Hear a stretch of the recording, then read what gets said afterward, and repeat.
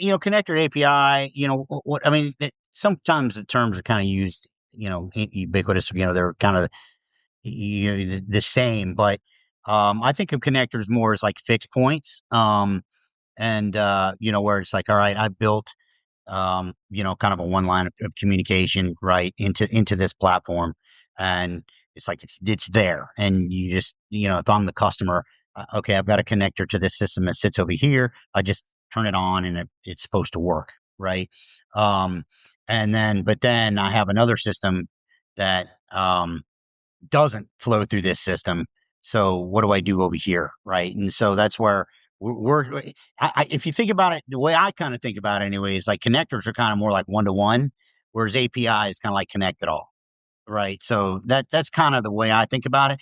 And even the connectors, like the early connectors are kind of built, and like I said, oh, it's over here and it's just supposed to work. It's like, okay, but what if?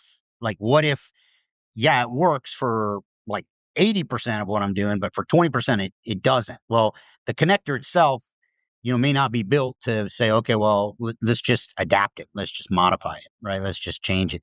So when I think about it that way, I'm thinking like, just being API driven on everything else is just sort of adds a layer of kind of connectivity across your entire base, but also your, into your custom workflows and into your in-house, um, homegrown solutions, and things of that nature. So it's like, I want to be able to support you with everything you've got.